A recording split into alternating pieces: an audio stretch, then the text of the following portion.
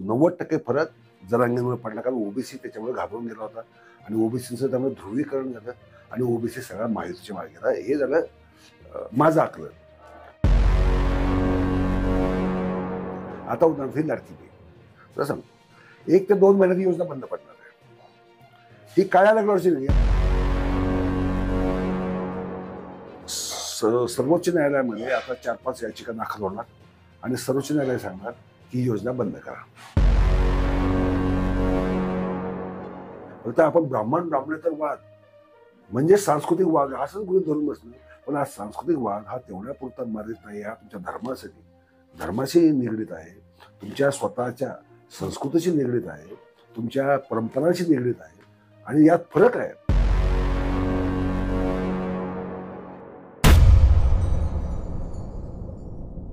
Sir, नुकत्याच निवडणुका झाल्या, महायुतीला प्रचंड यश मिळालेलं आहे. सर, निवडणुकीच्या अगोदर तसं वातावरण नव्हतं पाहायला गेलं तर, आणि निवडणुकीनंतर असे तर्क मांडले जातात की महायुतीकडनंच वातावरण होतं.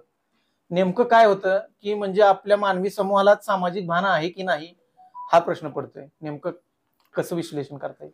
पहिली गोष्ट अशी आहे की एखादी घटना झाल्यानंतर आणि घटना व्हायच्या आधी ती विश्लेषणामध्ये जमीन आसमानाचं अंतर असतं. खरं. घटना व्हायच्या आधी महाविकास आघाडी आत्मविश्वासात होती की आपल्याला यश मिळणारच आहे. त्याच्यामुळे आपापसात भांडणे चालू होती, कुठे मैत्रीपूर्ण लढती करू म्हणजे इथपर्यंत ते गेले, कुणी बंडखोरांना पाठिंबा दिला, हे सगळं झाले कारण आत्मविश्वास होता.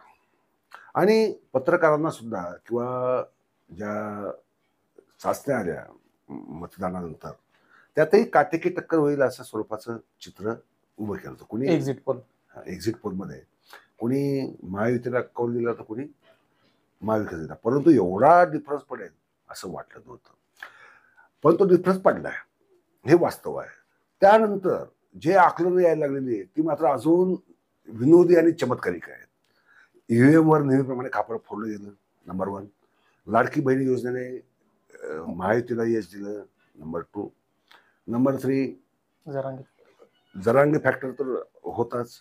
जरांगे फॅक्टर म्हणजे त्याच्याबद्दल इतर पत्रकारांनी फारसं विश्लेषण केलेलं नाही, ते कशाला घाबरतात ते मला माहीत नाही.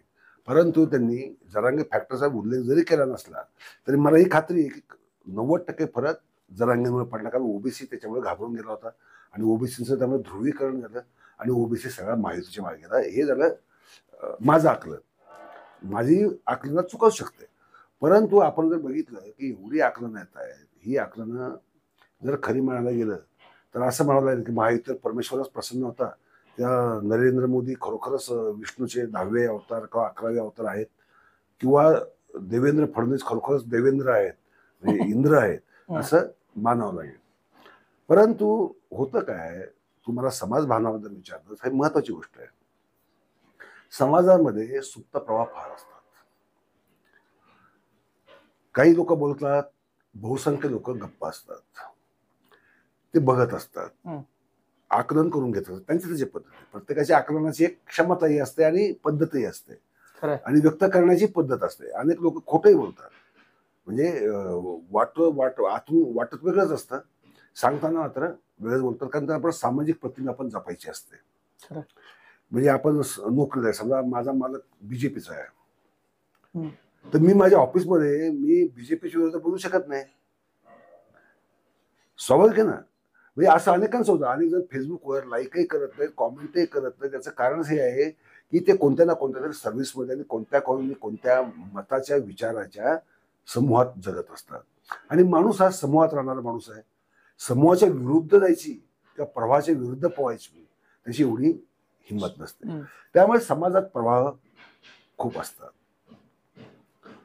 ज्या वेळेस आपण असं चित्र पाहतो, जसं मी माझ्या कादंबरीत दिलंय की पानिपत अचानक होत नसतं, त्याच्यावर प्रचंड कारण परंपरा असते, प्रचंड कारण परंपरा असते. म्हणजे मोगलांचं बिघडलेलं राजकारण, मराठांचं बिघडलेलं राजकारण, अब्दालीचं त्यातनं येणं आणि त्यातनं जी सामाजिक स्थिती आणि वैचारिक स्थिती याची जी पडझड झालेली असते, त्या पडझडीचं प्रतिबिंब एखाद्या घटनेतनं दिसतं. आपण घटनेकडे बघतो आणि मग त्याचं विश्लेषण करतो. अरे पानिपत का घडलं, तर पानिपतमध्ये मराठाचा पराभव का झाला, तर पानिपतमध्ये अब्दाली कसा बुवा आणि का जिंकला, किंवा नजीबाने असं काय केलं की ज्याच्यामुळे त्याचे फायदे झाले. म्हणजे आपण आकलन नंतर करायचा प्रयत्न करतो, घटना घडल्याच्या नंतर. पण घटना घडण्याच्या आधी परिस्थितीचं नीट समजून घेणं किंवा भान येणं हा एक महत्वाचा भाग असतो, जे आपण आपला समाज टाळतो, आपला समाज ते करत नाही. समाज भावनाची आवश्यकता काय आहे की समाजामध्ये जे प्रवाह असतात, म्हणजे आर्थिक प्रभाव, महत्वाच्या जीवनावर प्रभाव टाकणारा घटक धर्म नसतो. आता काही जण म्हणतात की ते बटंगे कटंगेचा जास्त प्रभाव पडला, तेही अर्ध सत्य आहे. म्हणजे पडलाच नाही, पण ज्यांचे पोट खाऊन पिऊन पोट भरलेलं आहे अशा लोकांना फरक पडलाय तो निश्चितच, त्यांच्यावर प्रभाव पडला. कारण ज्यांचं भरल्या पोटाने जगतात त्यांना धर्मावर वल्गना करणं जास्त आवडतं, कारण त्यांना दुसरं काही करायचं नसतं, त्यावरच टिकून असतात, ते त्यावरच टिकून असतात. सामान्य माणसाची पहिली गरज असते पोटाला अन्न मिळणं, वस्त्र मिळणं, निवारा मिळणं. आणि त्यासाठी काय लागतं? नोकरी लागते, व्यवसाय लागतो, किंवा शेतीतली व्यवस्था तुमची चांगली लागते. आज आपण जर पाहिलं महाराष्ट्राचं चित्र, त्या तिन्ही व्यवस्था चांगल्या नाही आहेत. ना शेतीची व्यवस्था चांगली आहे, ना शिक्षणाची व्यवस्था चांगली आहे, ना व्यवसायाची व्यवस्था चांगली आहे. आपण नुसतं म्हणतो महाराष्ट्र सगळ्यात श्रीमंत राज्य वगैरे, परंतु यातले 90% उद्योग हे बाहेरनं आलेल्या लोकांचे आहेत किंवा परदेशी लोकांचे आहेत. मराठी माणसाचे किती नाही. किती लोकांना नोकऱ्या येतात, किती लोक नोकऱ्या शोधतात. आता ऑक्सफॉर्मचाच आकडेवारी आहे की 8.5% ओलांडून बसली आहे बेरोजगारांची आकडेवारी महाराष्ट्रामध्ये. म्हणजे दर 10 घरांमागे एका घरात बेरोजगार पोरं बसलेली आहेत, आणि ते शोधतायत नोकऱ्या. मग पाहिजे त्या पगारावर नोकऱ्या करायला तयार आहेत लोक. 5,000 मिळवत, 10,000 मिळवत. मी तर परवा एक विनोदी किस्सा आहे की आम्ही वर्षाला 1.5 लाख देतो, खायची प्यायची सोय करतो, आणि आम्ही 1,000-1,500 लोकांना नोकऱ्या देतो. पण किती वार्षिक पगार? 8,000 ते 10,000 वार्षिक, म्हणजे महिन्याला 1,000 रुपये सुद्धा होत नाहीत ते. आणि खायची प्यायची मात्र व्यवस्था करतो. आता खायची प्यायची किती? 4,000, 5,000. म्हणजे एकंदरीत पगार 6-7 हजार वर्षावर नाही. म्हणजे अशी दयनीय अवस्था आज समाजाची झालेली आहे. मग समाज हा विचार काय नाही करत? समाज अशी मागणी का नाही करत की बाबा नो, आम्हाला तुम्ही नोकऱ्या द्या नंबर 1, किंवा आम्हाला उद्योग व्यवसाय करण्यासाठी संधी द्या, लायसन्स लागतं, हे लागतं, ते लागतं, हा पैसे खातो, तो पैसे खातो, हे काढून टाका, आमचे रस्ते नीट करा. आता माझ्याच घराच्या बाहेर तू जर बघितलं तर जीव जाईल अशी भीती वाटते. मी आता 3दा पडता मगाशीच म्हणजे येताना तुम्ही बोलला 3दा पडताच वाचलो. याला कारण काय? रस्त्यातच खड्डे एवढे आहेत की तुम्हाला तो सांभाळता येणार नाही, अशी दुर्दैवी अवस्था आहे. ही इथेच नाही, ही अख्खी महाराष्ट्रभर आपल्याला पाहायला मिळतं, देशातही असेल. पण आपण राहतो इथे तर आपण इथल्याबद्दलच बोलणार, हे उघड आहे. वीज दिवसातनं किमान 4 ते 5 वेळा, आणि तास 1.5 तास 2 तास जाते. आणि बिल एवढं होऊनही बिल तुमची 3-3.5 हजार रुपयाच्या खाली येत नाही. मग ही लूट चालू आहे. याच्याबद्दल आम्ही का सजग नाही बरं? आम्ही शेतकऱ्यांचा दुधाचा दर कमी केला, इकडे दुधाचा दर वाढतोय, आणि सीएनजीच्या लगेच निवडणुका झाल्या लगेच भाव वाढले. हे नेहमीच झालेलं आहे, हे आजची गोष्ट नाही आहे. ही भारतीय नागरिकांनी स्वातंत्र्यानंतर झालेल्या प्रत्येक निवडणुकीनंतर दर वाढवतात. आता उदाहरणार्थ ही लाडकी बहीण, तुला सांगतो 1 ते 2 महिन्यात ही योजना बंद पडणार आहे. ही काळ्या लागल्यावरची नाही. याचं कारण असं आहे, त्याला 3 कारण आहेत.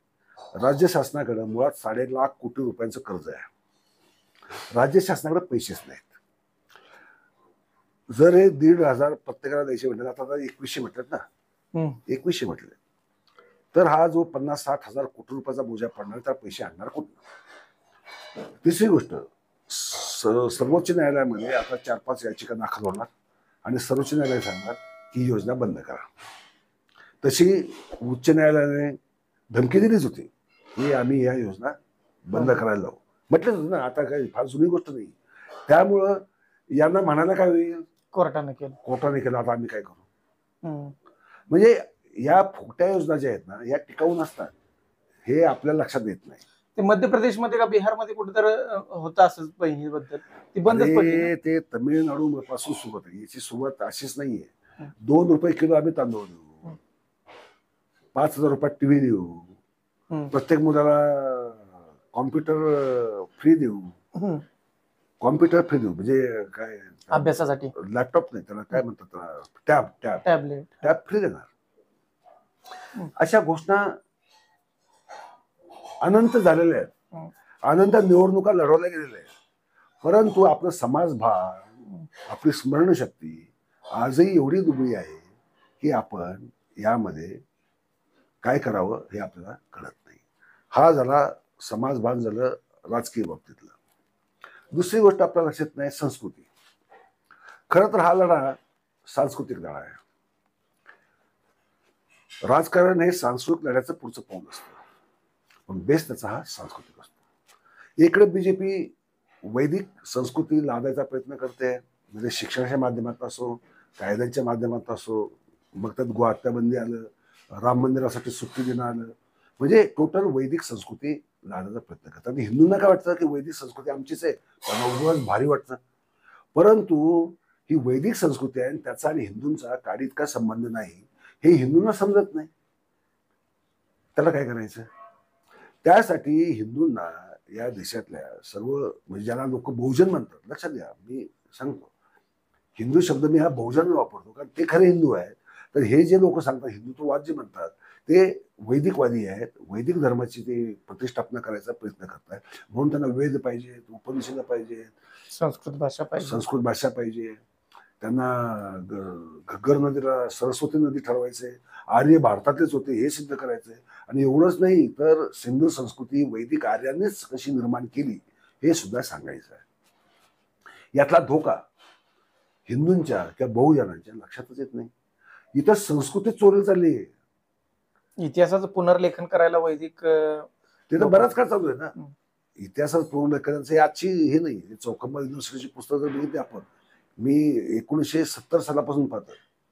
1970 सालापासून, त्याच्या आधीपासून त्यांचा उपद्रव चालू होता, पण माझ्या डोळ्यांनी पाहिजे 70 सालापासून. म्हणजे तुमचं सांस्कृतिक अपहरण चालू आहे, तुमच्या रामकृष्णाचं अपहरण केलंच आहे. म्हणून राम राम नको, यांना जय श्रीराम काय पाहिजे. जय श्रीराम या शब्दामध्ये जी आक्रमकता आहे, जी वैदिकांची एक वैशिष्ट्यपूर्ण शैली आहे. पहिलं ग्रामीण भागात सहज आपलं राम राम बोलायचं, कधी असं राजकारण वाटतच नव्हतं. ते सांगतोय, आपलापणा वाटायचा, आपलेपणा, आत्मीयता, एक प्रेम. आता जय श्रीराम म्हटलं की अरे हा काय राजकीय स्वार्थ आहे ह्याच्या मनात, बरं का, काहीतरी असं वाटतं. म्हणजे रामाचं अपहरण यांनी केलं, कृष्णाचं केलं, आम्ही होऊ दिलं. आम्हाला तुम्ही जय श्रीराम म्हणताना आम्ही हर हर महादेव म्हणतो असं आम्ही का नाही म्हटलं बरं? किंवा येळकोट येळकोट म्हणतो असं आम्ही का नाही म्हटलं बरं? परंतु आम्ही ते केलं नाही. आम्ही जय श्रीरामला बळी पडलो. आम्ही रामालाही ही उत्तरेत नाही येत सगळं. उत्तरेचं सांस्कृतिक आक्रमणच नाही, त्यांचं हे भाषिक आक्रमण आहे, सांस्कृतिक आक्रमण आहे, धार्मिक आक्रमण आहे, हे उत्तरेतच येत आहे. आणि आज महाराष्ट्राची स्थिती दयनीय, दुर्दैवी अशी आहे की आम्हाला अजूनही हे सांस्कृतिक राजकारण समजत नाही. आम्हाला आमचे सगळे हे मित्र राजकारणात स्वतः फार अक्कलवान समजतात. पोस्टी बघा, फेसबुकवर बघा, युट्यूबवर बघा, ढिगाने कॉमेंट असतात की जणू का प्रत्येकाला वाटतं की आपण बिल क्लिंटन पेक्षा किंवा ट्रम्प पेक्षा फार बुद्धिमान राजकारणी आहोत. आणि आम्हाला सगळं राजकारण कळतं, आमच्या गावातलं कळतं, आमच्या मतदारसंघातलं कळतं, आम्हाला असेंब्लीतलं लोकशाहीच्या म्हणजे लोकसभेच्या मतदारसंघातलं कळतं, राज्याचं कळतं, देशाचंही कळतं. परंतु तुला मी सांगतो गणेश, आम्हाला राजकारणाची कवडीतकी सुद्धा अक्कल नाहीये. जर आमचं राजकारणाची थोडी जरी समज असती तर आम्हाला हा अंदाज आधीच आला असता. आम्हाला धक्का बसायचं कारणच नव्हतं. आणि मला तर अजिबात धक्का बसलेला नाहीये, कारण हे होणारच होतं. कारण ज्या पद्धतीने हे सांस्कृतिक आक्रमण होतंय, ज्याला प्रतिकारच होत नाहीये, कोणीही त्याच्या विरोधात बोलायला तयार नाहीये. फक्त आपण ब्राह्मणेतर वाद म्हणजे सांस्कृतिक वाद असंच गृहीत धरून बसलं. पण हा सांस्कृतिक वाद हा तेवढ्या पुरता मर्यादित नाही, हा तुमच्या धर्माशी निगडीत आहे, तुमच्या स्वतःच्या संस्कृतीशी निगडीत आहे, तुमच्या परंपरांशी निगडीत आहे. आणि यात फरक आहे. त्या वैदिक परंपरा वेगळ्या, तुमच्या परंपरा, हिंदूंच्या परंपरा वेगळ्या, हे आम्हाला फरक कळालं नाही. त्यामुळे काय झालं, आमचं सामाजिक भान तिथे सुद्धा घडप झालं. तिसरं आर्थिक भान. आर्थिक भान म्हणजे काय असतं की कोणतंही राष्ट्र किंवा कोणताही समाज मग आपल्या जाती असो, किती असू द्या जाती, सर सगळ्या जाती म्हणू आपण, अगदी एका मिनिटासाठी जातीवादी हो, पण प्रत्येक जातीचं तरी कल्याण व्हायला पाहिजे ना. प्रत्येक जातीचं कल्याण जर झालं तर सगळ्यांचंच कल्याण नाही का. प्रत्येक जातीने आपापलं हित केलं तरी सगळ्यांचंच हित आहे अल्टिमेटली. म्हणजे अगदी जातीवादी व्हायचं जरी म्हटलं, तुम्ही चांगल्यासाठी व्हा ना. तुम्ही द्वेष करण्यासाठी, खाली पाहायला लावण्यासाठी, किंवा आमचा स्वतः आम्ही काय भारी होतो आणि बाकी सगळे तुच्छ क्षुद्र फालतू, ही भावना आम्ही बागतोच कशी. आणि प्रत्येक समाजातल्या प्रत्येक जाती घटकाने इतिहास काळापासून समाजाला फार भारी भरकम योगदान दिलंय. कारण जाती म्हणजे काय, जाती म्हणजे व्यवसाय. आता ते व्यवसाय राहिले नाही, हे ठीक आहे, पण जाती राहिल्या. आपण हे समजूनच घेत नाही की अरे हे व्यवसाय म्हणजे जाती. लोहार लोखंडाचं काम करणार, सोन्याचं काम करणार, न्हावी असेल तो केस कापण्याचं काम करणार, विणकर असेल, कुष्टी असेल, साडी असेल तो कपडे विणण्याचं काम करणार, शिंपी असेल कपडे शिवण्याचं काम करणार. जाती म्हणजे कायच होती.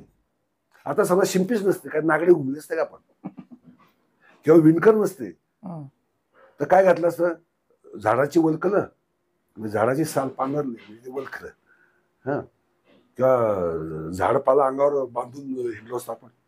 म्हणजे प्रत्येकाचं योगदान आहे ना. थोडक्यात सांगायचा मुद्दा काही योगदान आहे. चर्मकार समाज आहे, त्या चांबड्यापासून, पखालीपासून, पूर्वीच्या काळामध्ये पाण्याच्या पखाली, दुधाचे बुदले, यापासून सर्वच वस्तू चांबड्याच असायच्या. शिरस्त्राण असेल, पादत्राण असेल, कंबरपट्टा असेल, पिशव्या असेल, थैल्या असेल, पखाली असेल पाण्याच्या. तर सुतारापासून सगळ्या या जाती, व्यावसायिक जाती, व्यवसायाच्या त्या जाती बनलेल्या आहेत. हे आम्ही लक्षातच घेत नाही. आम्ही फक्त एवढंच म्हणतो, अरे ही जात हलकी, ही जात भारी, ही जात आमच्यापेक्षा मोठी, मग पाणी कोणाच्या हातात घ्यायचं, सोयरी कोणाची करायची, हा काय फालतूपणा आहे. अरे ते व्यवसाय गेले आता ते व्यवसाय कोणी करत नाही. आणि जो बाटा तो काय चर्मकार नाही आहे, पण साऱ्या जगाला बुट पुरवतोय, त्याचं काय करणार तुम्ही? तर तुम्ही हलका मानणार आहात का? नाही ना. मग यांना का मानता तुम्ही? कारण हे छोटे व्यावसायिक आहेत म्हणून का? तर आपल्याला आर्थिक भान नाही, सामाजिक भान नाही, समाजाची रचना कशी होते आपल्याला समजत नाही. त्याच्यामुळे काय होतं की आपण भारतीय जनता पार्टी, माझं म्हणणं राजकीय नाही, त्याच्यापेक्षा सांस्कृतिक आहे. भारतीय जनता पार्टी RSSची किंवा संघाची पिल्लू आहे. आणि संघ हा मुळातच असांस्कृतिक, म्हणजे हिंदूंच्या विरोधातला आहे. तो हिंदुत्ववादी म्हणतो, तो हिंदूंचं नाव वापरतो, पण प्रत्यक्षात तो वैदिक वादाचा अजेंडा राबवत असतो. आणि हिंदूंना माहिती नाही का, पेपरला कोणत्या बातम्या, ऋग्वेदातली सरस्वती अवतरली, हे काय नरेंद्र मोदी 10वे का 11वे अवतार. अरे अवतार संकल्पना वैदिकांची भावना, हिंदूंचा काय संबंध नाही.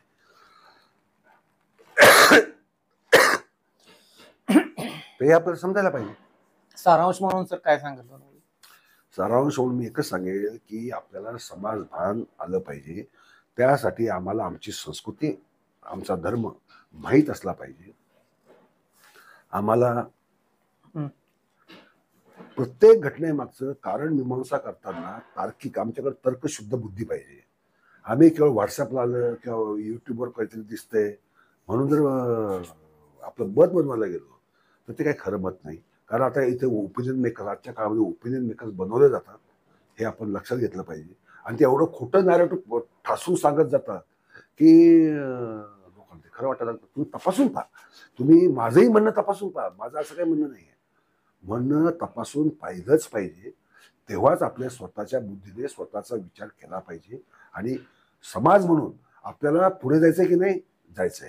आपलं राष्ट्र म्हणून महान व्हायचंय की नाही, व्हायचंय. मग आपण माणसाला जर विसरलो आणि त्याच्या बुद्धिमत्तेमध्ये भर पडावी यासाठी प्रयत्न नाही केले तर आपल्या देशाचं काय होणार?